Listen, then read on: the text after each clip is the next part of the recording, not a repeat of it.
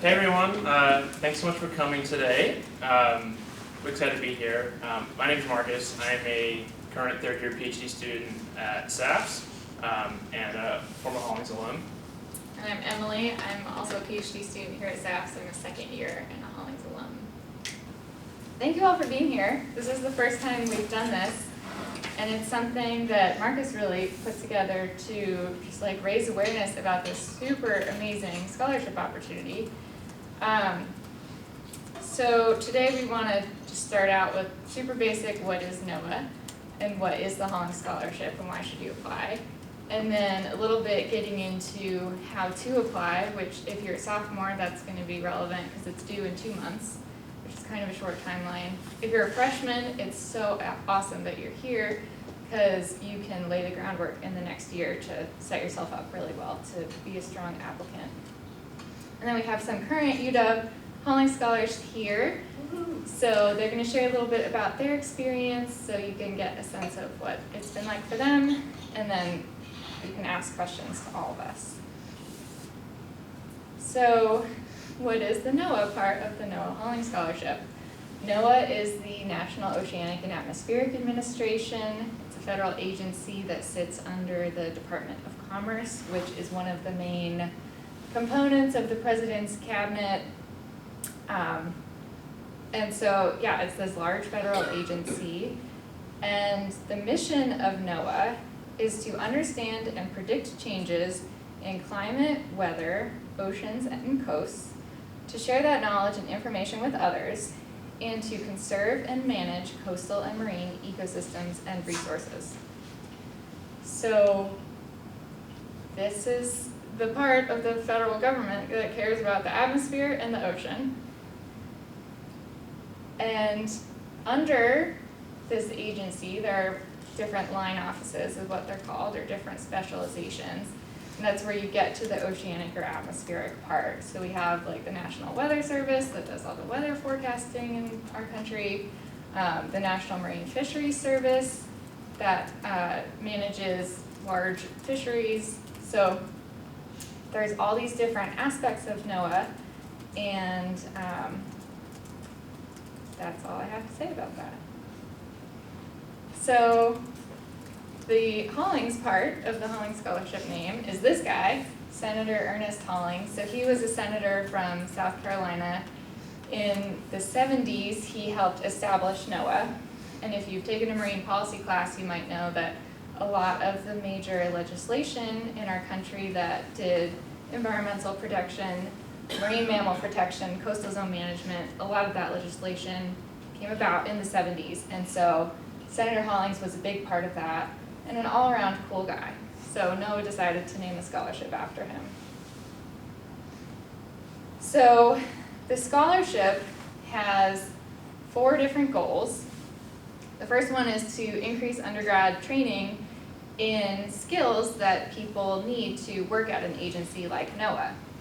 The second part is increasing public awareness of the oceans and understanding. That's part of the core mission of NOAA itself. To prepare students for public service careers or just any federal agency, going back to just like having skills to work in these positions. And this last one is interesting too, is to recruit and prepare students for careers as teachers and educators in oceanic and atmospheric science. So if you have friends that are education majors that like the ocean or atmosphere, you could tell them that they can also apply to this scholarship. And you can also keep that in mind when we talk later about like preparing your application and what that means. Saying that you're interested in teaching others about the ocean and atmosphere is part of the main component of this scholarship.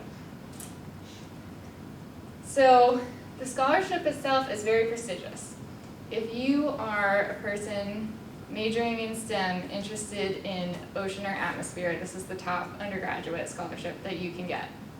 So that's awesome. That means it's also pretty competitive. So they get about 800 applications a year, and about 120 awards are given out of those 800. Which means that if you get it, that's awesome, and if you don't get it, that's understandable, because there's a lot of people that apply. But I don't want these numbers to scare you for a couple of reasons. The first one is that I think the application process itself is really valuable. And I think that's true for any like fellowship or internship. It's just like putting together the application materials and submitting them. You'll learn a lot, you'll probably make connections with faculty, you'll practice writing an essay that you can probably reuse and repurpose later on. So even if you're like not sure that you would get it, I think it's a great exercise to apply. And the other one is just a personal anecdote that when I was an undergrad, I had a really good friend in my program who was looking into applying, and the faculty in our department told her not to bother because they said she didn't have a high enough GPA, she wasn't gonna get it, so like don't waste her time. And she applied and she did get it. So you never know, like you can put together a great application if you sell yourself well. So what does the scholarship actually get you? It gets you money, first of all. So you get $19,000 over 2 years, your junior and senior year, which is great. Love to see it. And then the second major component is you get a 10-week internship at NOAA. And this is priceless. In my experience and from other Hollings scholars I've talked to, like this is really the bread and butter of this program. It's a paid internship. They also pay for your travel and give you a housing stipend. So it's like really, they set you up well financially during your summer. And they pay for you to do a site visit out there to even like make sure you like where you're going to intern, because you can do your internship anywhere within the US. So it's a great way to move to a different area for a summer and see what that's like. And you're making connections, you're meeting mentors. It's not uncommon for Hollings scholars to go and get a job at their office that they did their internship at. So the internship is really just like the excellent part of this whole fellowship program. So the fellowship in its entirety, you apply your sophomore year, and applications are due January 31st. If you get the award, you get it in April. And then in June, you go to an orientation at the NOAA headquarters, which are in Silver Spring, Maryland, right outside of Washington, D.C. So you spend a week there learning about NOAA, learning about all the different places where you could potentially do your internship. And then the following fall of your junior year, you select your internship, which is through an online portal where you can read about different projects that might be available. And then they pay for you to go to a site visit. You do your internship the summer between your junior and senior year. And then you're invited back to Silver Spring headquarters where they have a symposium and everyone presents what they did over the summer. And then they also give you money to go present your research at a conference later, sometime in your senior year, anywhere in the US. So you get financial support your junior and senior year, and this is why they're very particular that you are applying as a sophomore with 2 years left in your undergraduate career. So people might have questions about how many credits they have in transferring, and are they a freshman or junior or sophomore? It's just important to them that you have 2 years remaining in your studies so that you can follow this timeline. So this was my Hollings scholarship experience. So I applied in 2013, which was 10 years ago. And I was in college on the East Coast, but I always knew that I wanted to come out to the West Coast and study in the Pacific Northwest. So I used my Hollings internship to come out here, and I did my internship on the Olympic Peninsula.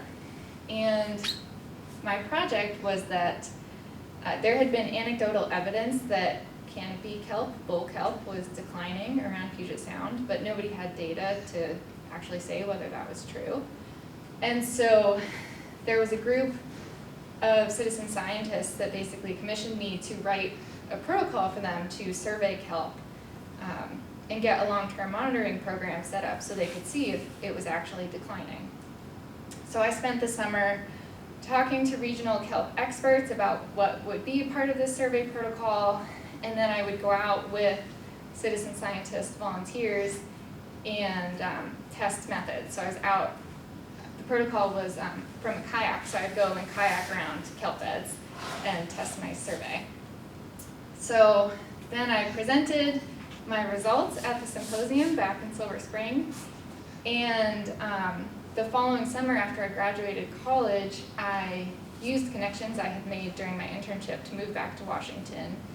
And I got a job as a field biologist that summer, which then rolled into another job, and I eventually started my own consulting company, and I ran that for 6 years, primarily with a local Native American tribe before I decided to go back to grad school, which led me here.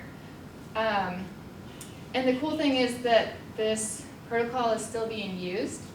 So there's about 20 sites throughout Puget Sound that use this protocol, and they have, it started in 2015, so they have 8 years of data to track changes in kelp, and that actually got adopted by the State Department of Natural Resources, which also uses kayak surveys to monitor kelp as well.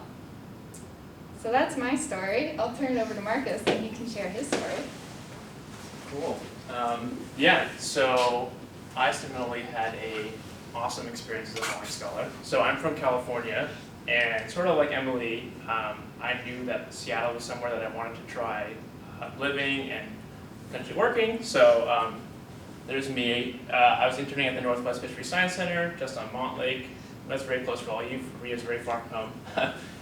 And I was working on a project where I was looking at reproductive maturity in groundfishes. And what's really cool is that that project eventually turned into a paper that I published with my NOAA mentors this year, so it took a while, but it was a really awesome experience. One of those mentors on my Hollings project is now my PhD committee, and he actually helped me find funding to do my PhD. So like the connections that you can make as a Hollings scholar doing your internship can be really, really valuable and form a sort of like a foundation for your professional network. I also got to go to Puerto Rico for a conference, fully paid for by NOAA, flights, hotels, everything, to present this work. And then I also got to go out on the West Coast Groundfish Bottom Trawl Survey. So that's a survey that goes down the coast every year. And so I was out on a commercial trawler for 12 days. And that was my first like real field experience. I got very seasick, but it was also very fun. And this picture actually isn't from my Hollings internship. This is from 2 months ago when I actually went back out on that same survey, and that person in the middle is my Hollings mentor from that summer. So, yeah, really, really awesome experience. So, yeah, I just want to talk briefly through the application components. And for, since most of you are actually first years, I think it's just, yeah, like Emily was saying, just sort of keep in mind, like, when you're seeing about these components, like, what do you think that you could do within the next year or so that would make your application stronger? And keep in mind that all of those things will also make you a stronger applicant for all the other internships, jobs, lab positions, etc. that you would be applying for. So just quickly, the eligibility requirements. For the scholarship, you have to be a US citizen. As Emily was saying, you have to be enrolled as a second-year student in a four-year program or a third-year student in a five-year program at the time that you are applying. Because as Emily was saying, they want you to have 2 years left for that financial support and to have an internship between those 2 years.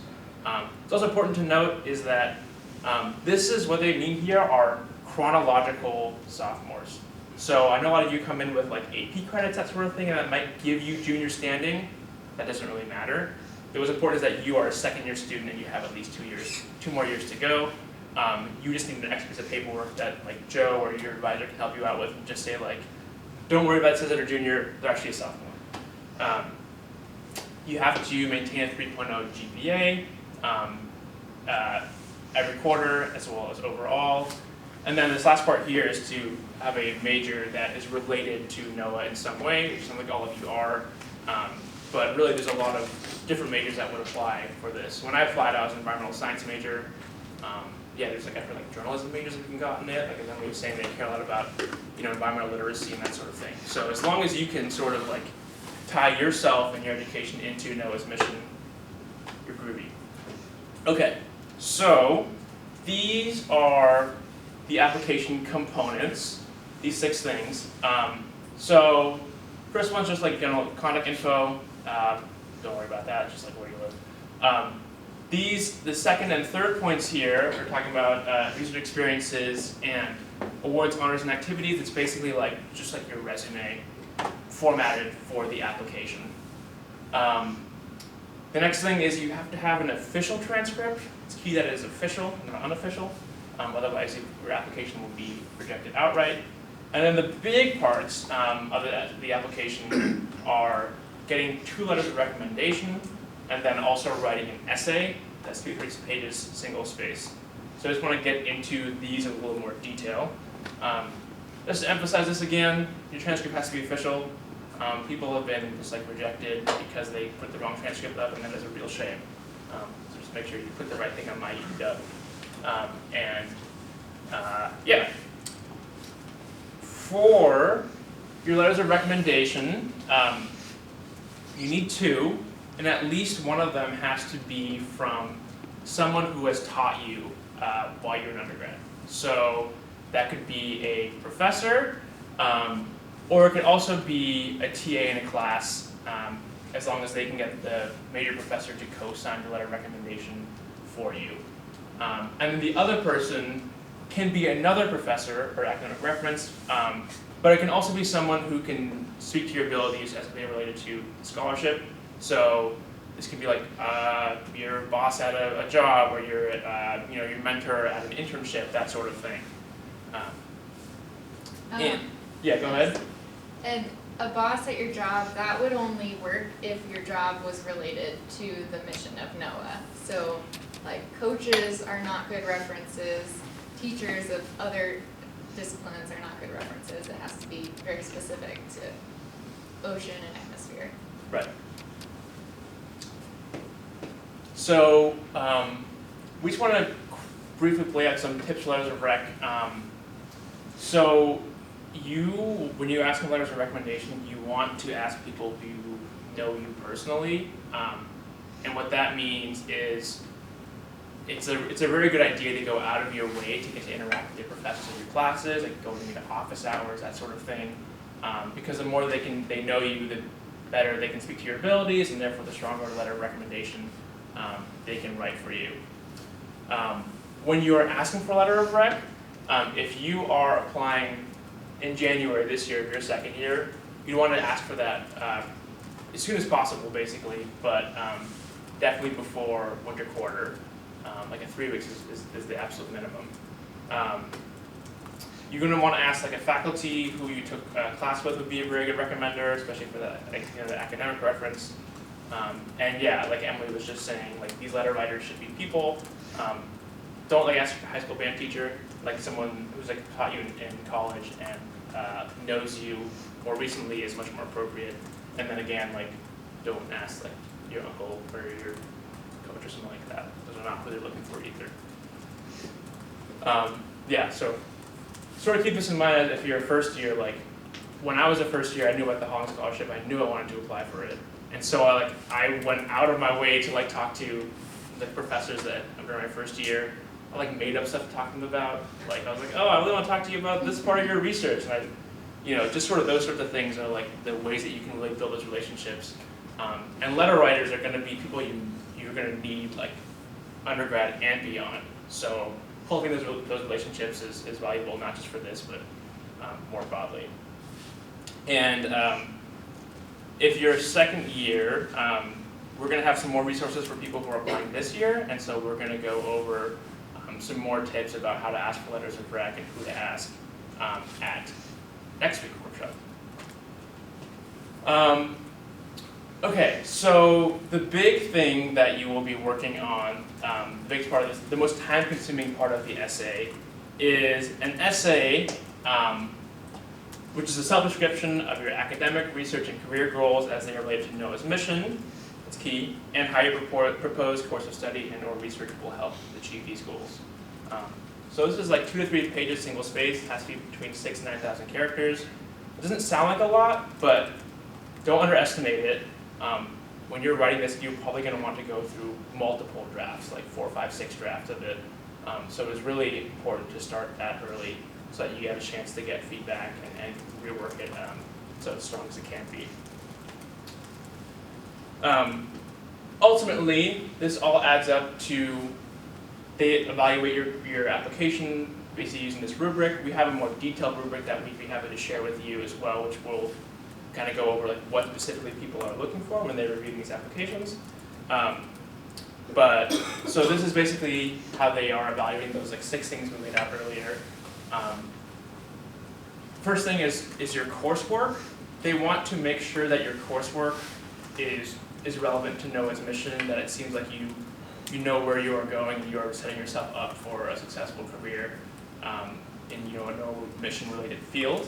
And what's important, sort of Emily alluded to this as well, is that reviewers are specifically instructed that grades, this is a quote from their instructions, that grades may be taken into consideration but should not be an overriding factor.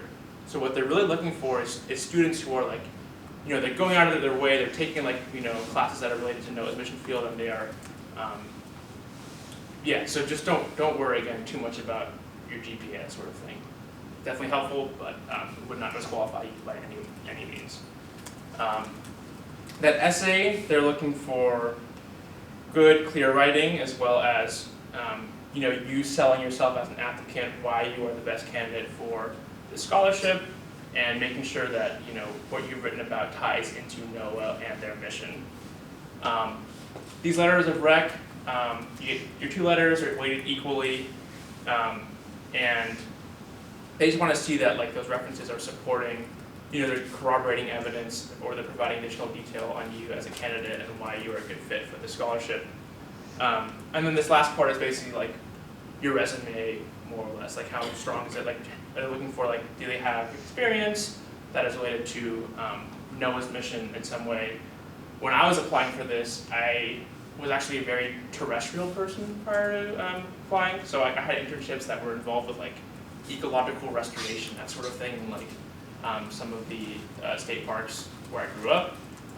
And like even though that maybe not related directly to like oceans and atmosphere, those sorts of things are they're just looking for people who are clearly passionate about science, stewardship, conservation, those sorts of things, and as they tie into their mission.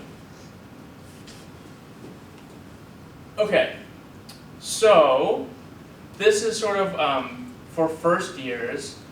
Yeah, this is sort of what you probably want to start thinking about at this point. Again, it's really useful to start thinking about letter writers, people that you'd want to cultivate relationships with who could speak to your abilities in the future for this application and for others.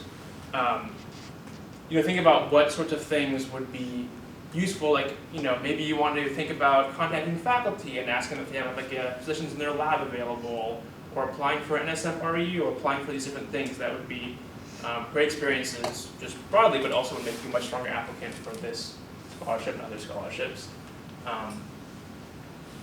Go to take some courses that would speak to your passion and your interest.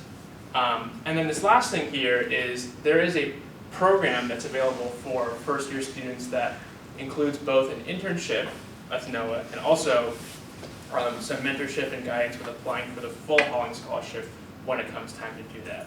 So just want to quickly talk about that. Oh, and I'll just, we have some of the information here, so if you're in your first year, you definitely want to grab one of these. Application timeline is actually later than the standard Hollings, so I believe it's March 14th, so plenty of time to apply for it. So yeah. Again, same as what Marcus said, this is you do need to be like chronologically within your first year out of a 4-year program, and that's definitely something that if you're, I'm your advisor for marine biology, can help you, verify, even though on your transcript it might say you're a sophomore. But the important thing is that you have 3 more years after this year in order to qualify for this program. So thank you, and just grab one of those. Yeah. So I just have a couple of slides which are basically what's on that sheet, but just real briefly, eligibility. As Joe was saying, you want to be a first year, and doing something related to NOAA.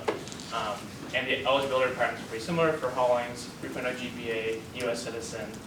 And then there's they have a 4 to 6 week internship this coming summer that you would then be taking part in, as well as some other things that are going on.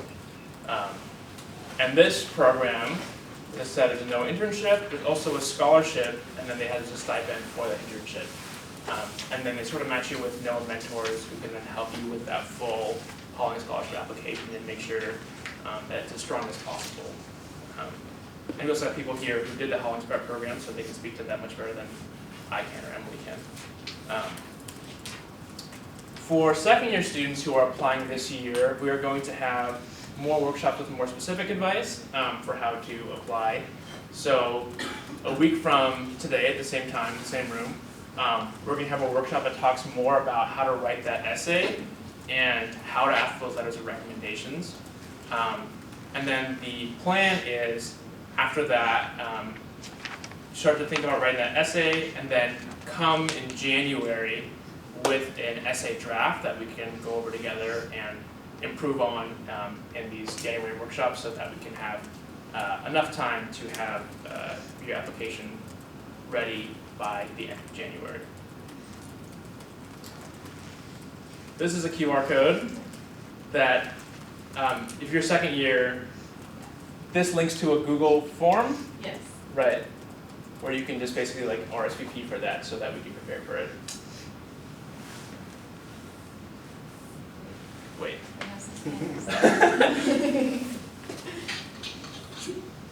This will go out in an email too. This is just fancy technology. Yeah.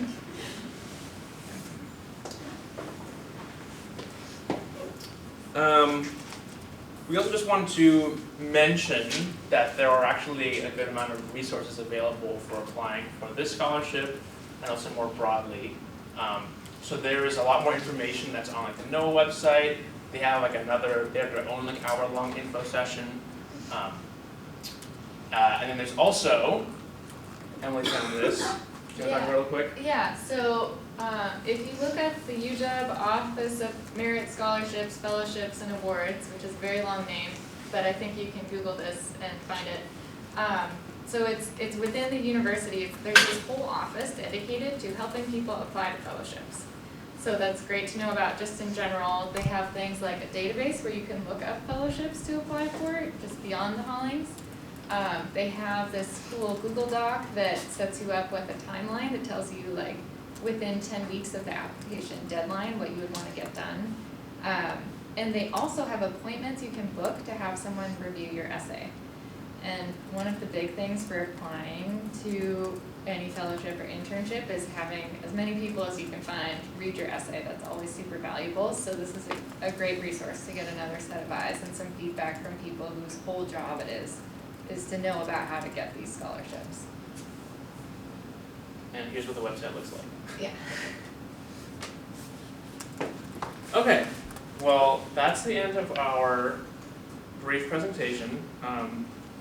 So, how do you want to do this? Yeah, so I'd like to invite up our current UW Hollings folks. Hi, I'm Nicole. I'm a junior majoring in oceanography and marine biology, and I just confirmed my internship, like where it will be. Would you say I was in Alaska. No, we can get into it. My name's Sarah. I'm also a junior. I'm majoring in marine biology, and I also, like Nicole, just confirmed my internship, and I will be interning in California. Hi, my name is Leah. I'm a senior studying marine biology, and well, I just finished pretty much everything to do with the Hollings. Yeah, I was studying Chinook salmon in the Elwha region. Awesome. Okay, so if someone just like watched this presentation and was like, that looks like a lot of work, would you say that it's worth it to apply to the Hollings Scholarship? 100%. Yeah, I would definitely say all of my experiences with NOAA, me and Nicole actually both participated in the HPP program, the Hollings Preparatory Program as well. And I also partook in the InFish program, which I'm not sure, Joe's been sending info around about that.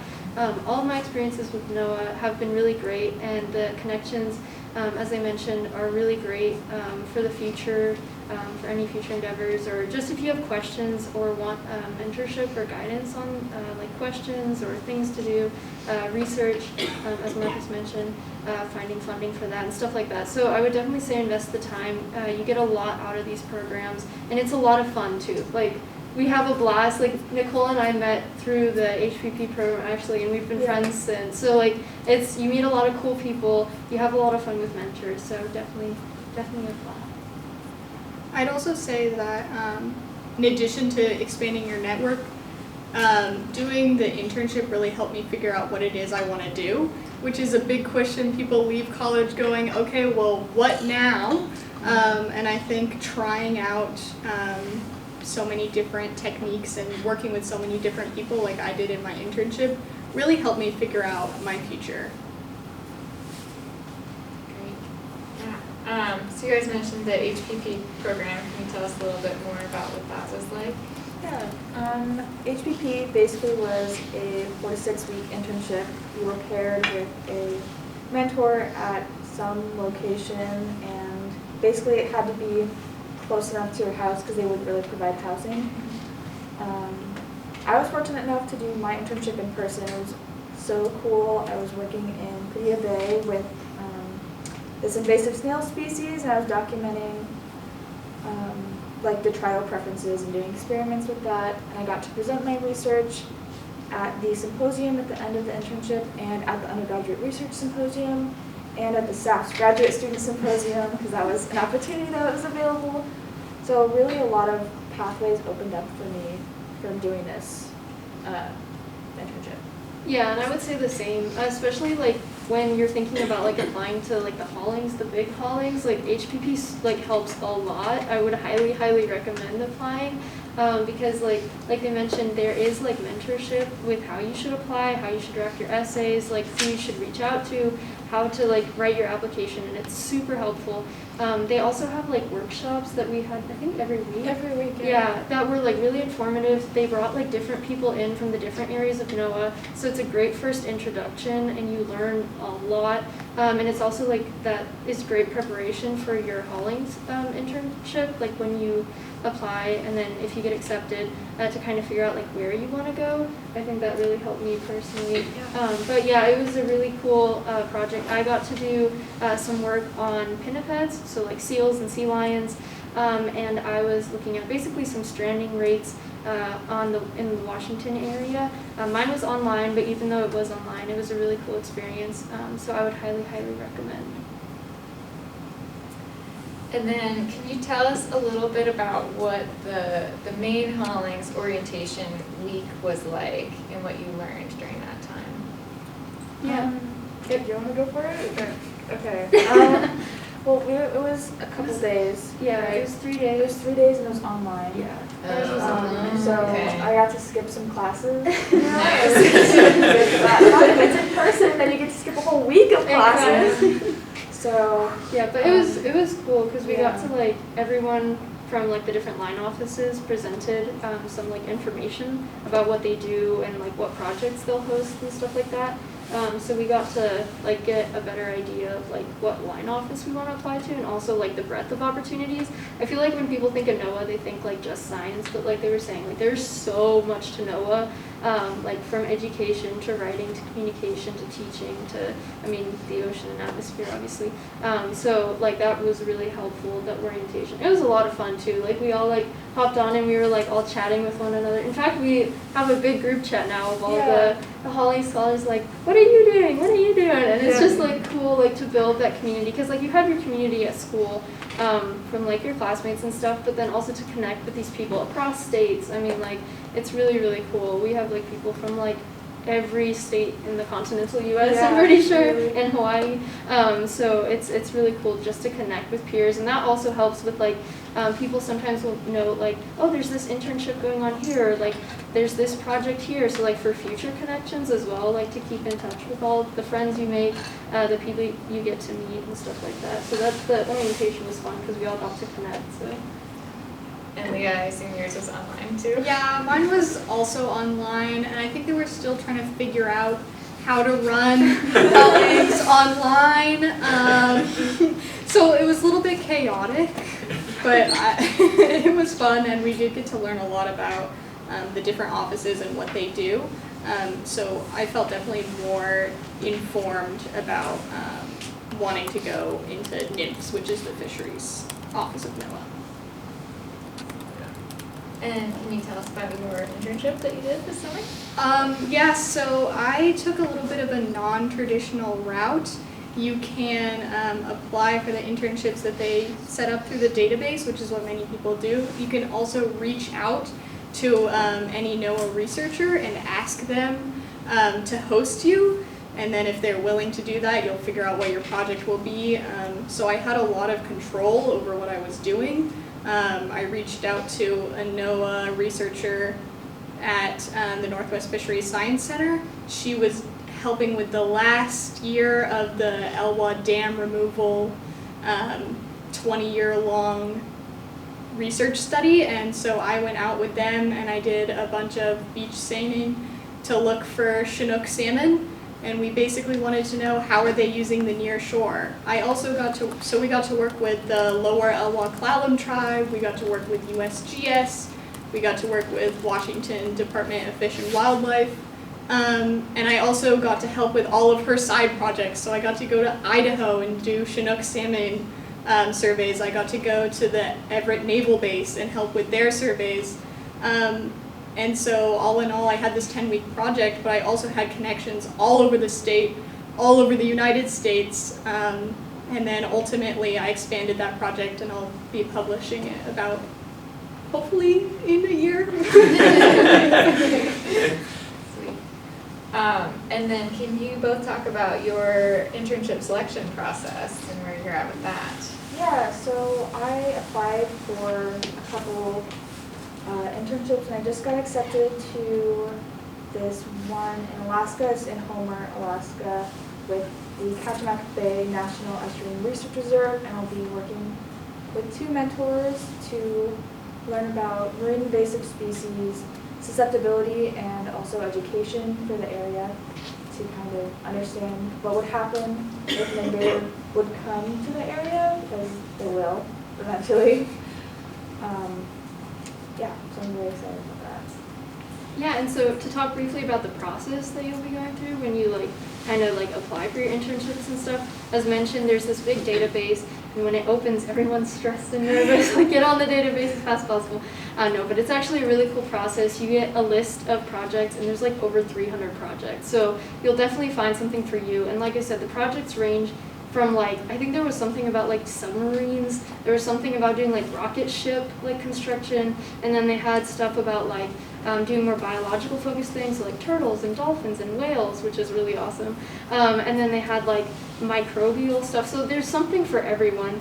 And basically you reach out to the mentor, whoever's hosting that project, and you email them, you say, hey, I'm interested, and then more than likely they'll set up an interview with you, and the interviews are very chillaxed, they're super nice people, and they basically just want to make sure that that project is the right fit for you and that you're the right intern for them. So you guys just kind of have a conversation about what the project's about, what your skills are, kind of what your interests are, where you would like to take the project if you had the opportunity. So it's really cool because you're kind of already getting an idea of what you would be doing in that interview process, which helps you also choose from the internships that you get selected into.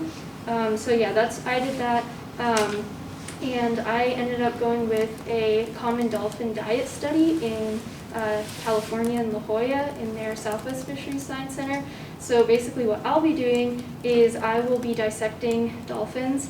Sad. No, I'm just kidding. It's really cool. I'll be dissecting dolphin stomachs to kind of get some tallies on what their diet is like, and then I'll be inputting that into a database, and then I love statistics, so I'm going to be doing some statistical analysis and doing some coding relating that to some changing environmental conditions that we've been seeing, and then on top of that, I'm also going to be aiding in their stranding response of dolphins, so basically I get to collect dead dolphins on a beach and bring them to the lab table and work on dolphins, so, but it's really cool. Like I said, there's a bunch of opportunities, there's something for everyone, and I believe there's something in almost every state, wherever there's a NOAA office, you can find a project pretty much, so it's really awesome. And about the application process, like it really increased my ability to like reach out to people. So if you're like not super good at reaching out to like random professors, random like professionals in a field, like now would be a good time to get used to that. Mm-hmm. And that process in general is just also a better way to get better at that. And also just random interviews, meeting people, getting comfortable talking about yourself, but also like hyping yourself up and being like, yes, I am a good applicant for this project. Yeah, and I would say, like Marcus and Emily mentioned, like going to office hour, like now as you set yourself up for that, like going to office hour, asking your professors questions, like kind of having that repertoire of like question bank to ask people when you're having conversations with them, getting to know people, putting yourself out there, that really, really helps. So that's a great recommendation. Definitely, I would definitely recommend doing that as well. Yeah. I would also say about the interviews, it's not only about you selling yourself, they should also be selling themselves to you.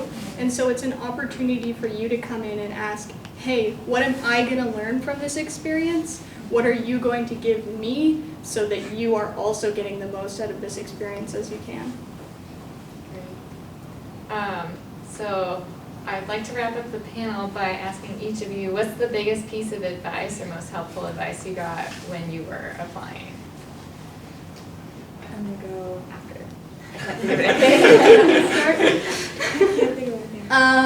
I think I got two pieces of advice that were equally as cool. I think the first one, people kept telling me and they said, do not reject yourself. So, you know, we all say, oh, I'm not good enough. I'm not like saving the whales right now. You're a sophomore. Like, Yeah. you know, so don't reject yourself. And also when you're writing that essay, always, always, always tie it back to NOAA's mission. Everything should be tied back to what is NOAA doing. I would say the best advice I got, and actually this came from the HPP program, was be your best self-advocate. Like, you're looking out for your best interest and you're going to make the connections that you're going to make because of what you do. No one else is going to help you with that. So definitely, like, if there's something you want, go for it.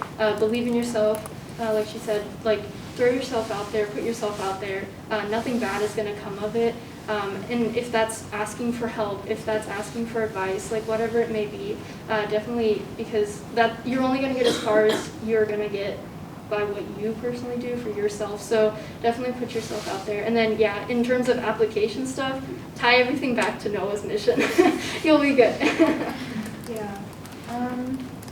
Big thing I think about is about like GPA. Don't be so stressed about like having your GPA be perfect, 4.0 or 3.5 or whatever. Like it doesn't matter as long as it fits like the bare minimum, and as long as your coursework is aligned toward NOAA and you have a good essay that's really strong about your passions or what you can do to help NOAA's mission. Really, the whole thing is about tying into NOAA's mission. Like every single point, you have to be like spot on, making sure you're addressing it and how you personally can help contribute and like make it better.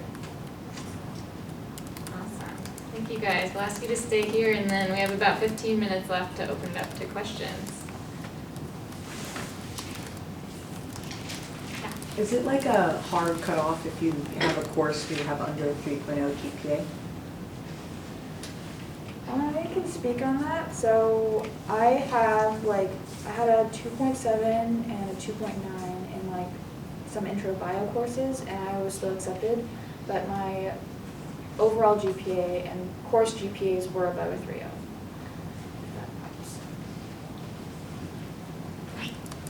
What would you say is the most valuable course you took in preparation for Hollings?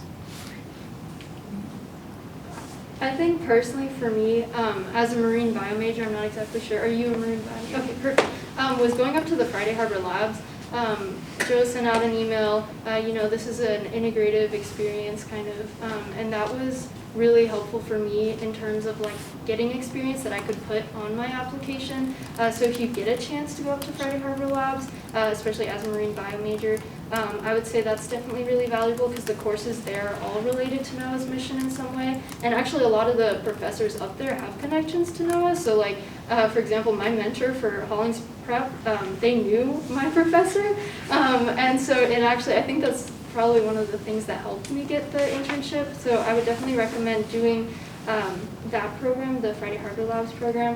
But other than that, any course that really applies to NOAA's mission works. So if you can't fit in like an integrative kind of course, like the Friday Harbor Labs experience, that's totally okay. That doesn't like disqualify you or anything like that. Just like any any classes that relate to NOAA's mission. This is the first time you're hearing about it. They are still accepting applications for spring. Spring is one time of year where it's really open to students in their first 2 years, and I'm happy to chat more with anybody afterwards. So you still have time. If you're an oceanography student, I highly recommend taking Ocean 220. It's, I don't remember like the course title, but basically you are conducting a research project. You go out on the Rachel Carson, you collect data, you like develop a project and present it, you do all the statistics, you do all the coding in R or Python. You also go to Friday Harbor for a week in spring break. Like there's a lot of integrative field experiences with that. So that would also be a fantastic course to prepare you. Way cooler than I did. I know, I did not do that before I applied, so. Yeah, I did. There are lots of kind of traditional or like even the course requirements for the marine bio program, Ocean 210, Fish 323, and even the intro marine bio class, Fish 250, are all great classes to take that are just in the title of the class. Is easy for the people reviewing your application to directly connect. Oh, they've taken intro oceanography, intro fisheries, conservation of marine and management of aquatic resources. Very easy to tie in. Real quick, I hope you don't mind if I just jump in there, because I know that I speak to a lot of people about the requirements of marine biology specifically, but a lot of what I heard in the presentation about NOAA reminded me that we have the great opportunity to cross disciplines. And so you can be in marine and aquatic sciences, and we have some amazing atmospheric science courses that are open to non-majors. And so I know a lot of time, if you've talked with me, we've been kind of razor focused on prereqs and chemistry series and biology series, but I mean, there's some cool climate and climate change courses in atmospheric sciences that this has really made me think that you could get a great balanced perspective. And yes, it's a non-major course, but it's one of the advantages of being here at the UW as an undergrad with the whole College of the Environment. And likewise, if you're in atmospheric sciences, we have some great marine science courses that are also accessible to non-marine biology majors, and you can kind of get this kind of whole perspective even in your first 2 years. Sorry.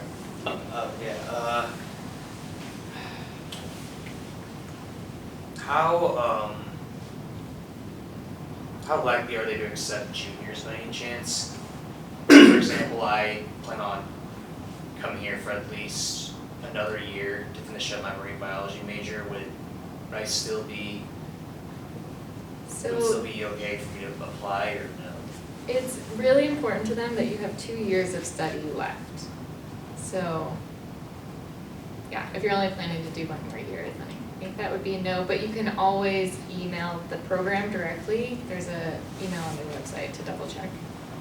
I do want to mention, if you're a junior and you're in that boat, there is a program, Joe sent it around, InFish, which is a really great program. It's specifically for like either recently graduated students or juniors and seniors, people who are going to graduate soon. I did it this past summer. It's a really, really great experience. It's very similar to Hollings. It's a newer program, but it's really, really awesome. I got to spend 2 weeks in New Jersey, and then I spent 8 weeks in Woods Hole, Massachusetts doing a project. And it was also paid. It was also an internship. We did have a symposium. It's not as big as Hollings, so we didn't go to Washington, D.C. or anything like that. But it's a great opportunity to apply to if you're a junior in that boat. Thank you. Mm-hmm. Sorry, what was the name? It's called InFish. It's like Inclusive Fisheries Internship of NOAA or something like that. But if you search InFish NOAA, it'll come up on Google. And yeah, if anybody has any questions about that program specifically, I'd be more than happy to answer. Not about the program, but where in New Jersey, where in New Jersey was that? Monmouth University. I don't know. Yeah. I'm not very well versed in New Jersey. No, that's okay. It's just I did a research project back in high school with a bunch of people that were in fish that went to Monmouth University. No way! Yeah. Oh, that's so awesome. That's really cool. That must have been, wait, was it like in 2021 by chance? No, I did it in was it 2021 or 2020? It was when I was between sophomore and junior year, so that was 2020, I think. That's so cool. That's really awesome. I'm glad to hear. That's really cool. Did marine archaeology research. Oh, It's wow. interesting. That's really cool. Yeah, this is the program. There's my face. Yeah, so if you go to this website, you can apply. Yeah, that link. Applications due February 10th. Yeah, and it kind of explains a little bit, and you can read about the different projects that people have done if you're curious, kind of. But yeah, it's a really, really cool program. If we come to the like upcoming events, can we also use that information to apply to like other NOAA scholarships? Please, yes, absolutely. Oh, Yeah, I would just say that this is our first time doing it, but next week will be fairly general. So really focusing on like who you ask for letters of rec and how you ask, and then we're going to be talking a lot about sort of general writing tips and then writing that essay, which, as people have mentioned, is like quite similar to a lot of other essays you'll have to write. So yeah, totally, like there was a lot of definitely transferable things from that workshop. I'd also say like even if you're not applying for Hollings this year, I still think if you're first year right now, I think you're welcome to come to that because there's going to be a lot of just generally useful information. And the January stuff will be much more focused on individual people's essays, so that people applying to Hollings this year. But next week, yeah, there'll definitely be a lot more general stuff that would definitely be applicable to other NOAA stuff or NSFRE or things like that. So. I just wanted to ask how competitive is InFish compared to NOAA? I think InFish is a fairly new program, so they definitely don't have as many applicants applying as for the Hollings Scholarship. It is picking up speed pretty quickly, but I'm not exactly sure about the numbers. I think we had, I think there's 20 people per, like in comparison, like Hollings has 120 accepted applicants, there's only 20 accepted applicants for this program. They do plan to grow it in the future, so I don't know where it'll be in like 2-3 years from now. But as of right now, yeah, they have about 20 interns that they take on.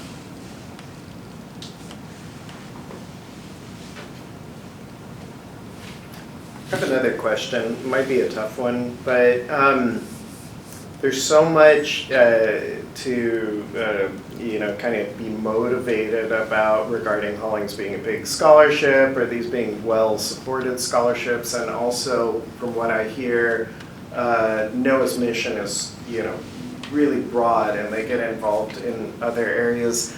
Is there anything that you can tell us that kind of like clicked with you about what NOAA does or how NOAA does it that kind of, I don't know if we're asking you to kind of say like what would be different about working for NOAA than another paid internship that you thought was really neat or about the organization and this idea of the mission? Like what is it that clicked with you about the mission that